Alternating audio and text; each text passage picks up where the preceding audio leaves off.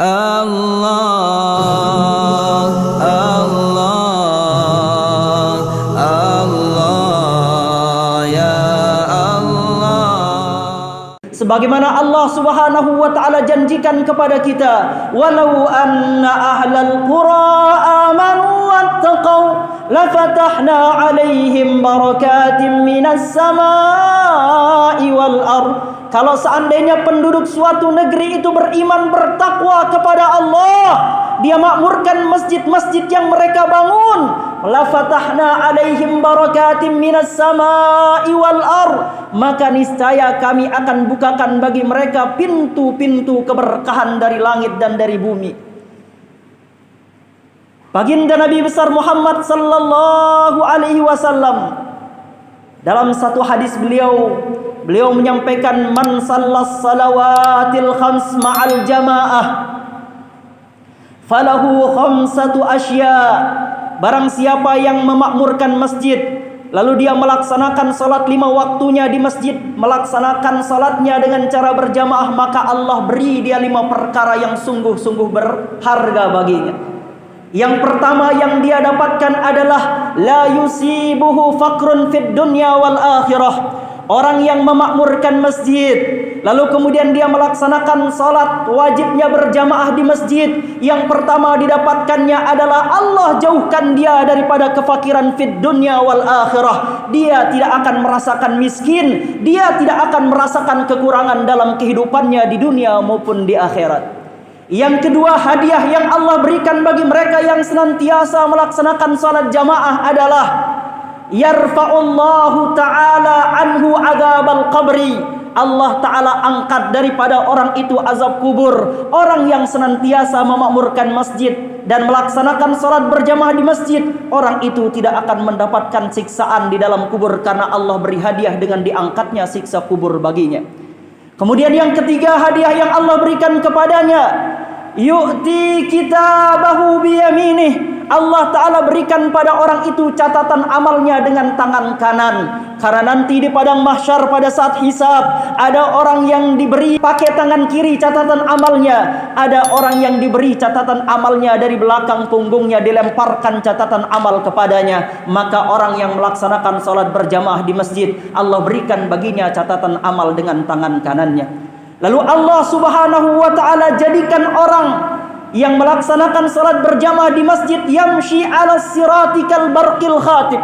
Dia akan berjalan di atas titian sirat nanti, yang mana sirat itu bagaikan rambut yang dipecah 1000. Itulah dahsyatnya meniti sirat pada saat kita menyeberang sirat yang sudah disiapkan oleh Allah Ta'ala.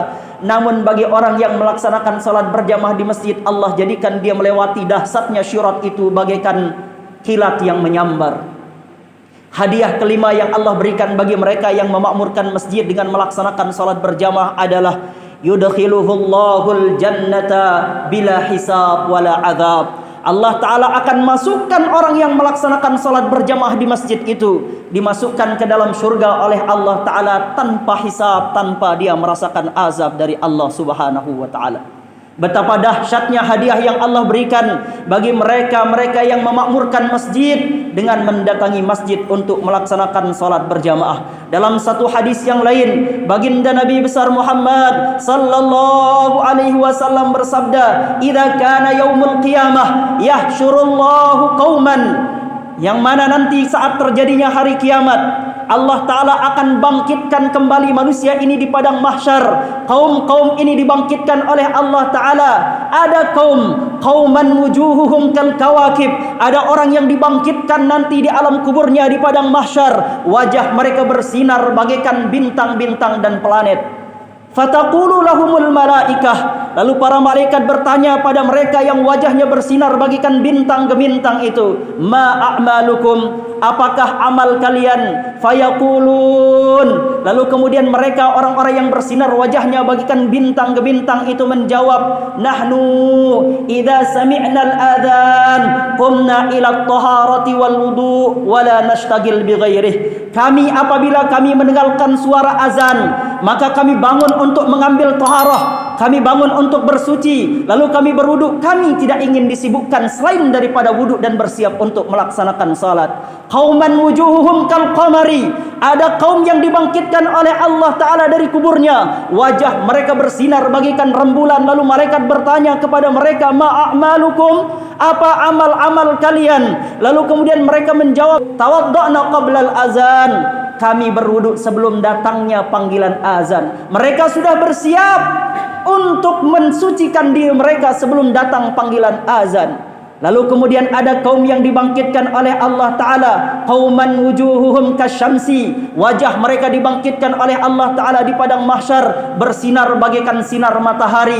Lalu malaikat bertanya kepada mereka, ma a'malukum, apa amal kalian? Lalu kemudian mereka mengatakan, nahnu sami'nal adzan fil masjid, kami mendengarkan suara azan di masjid. Sebelum azan berkumandang kami sudah ada di masjid. Maka mereka adalah orang-orang yang dimuliakan oleh Allah Subhanahu wa taala. Mereka adalah orang-orang yang diangkat derajatnya oleh Allah Ta'ala karena memakmurkan masjid, karena mereka melaksanakan salat berjamaah di masjid. Dalam hadis yang lain, baginda Nabi besar Muhammad sallallahu alaihi wasallam bersabda, "Idza kabbaral abdu lis-salah, fayaqulullahu azza wa jalla lil malaikah." Apabila seorang hamba bertakbir melaksanakan salat di masjid, maka Allah Ta'ala berfirman kepada para malaikat, irfa'u dhunuba abdi an raqabatihi hatta ya'budani tahira. Wahai para malaikat, angkat dosa-dosa, angkat maksiat-maksiat hamba-hambaku yang sedang melaksanakan salat itu dari pundak-pundak mereka.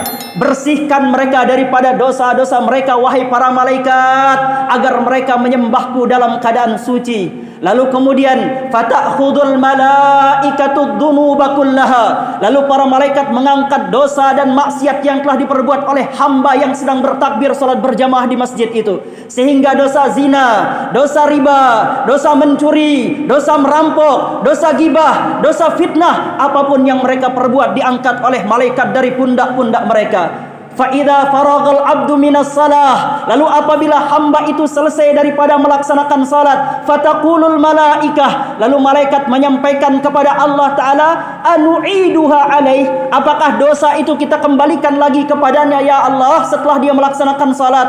Maka Allah Ta'ala berfirman kepada malaikat, ya malaikati, innahu la yaliku bikarami illal afu. Wahai malaikatku, tidak layak bagi kemuliaanku ini kecuali memberi maaf kepada mereka. Qad ghafartu khatayah, sungguh aku telah mengampuni dosa-dosa mereka setelah mereka bertakbir melaksanakan salat jamaah di masjid.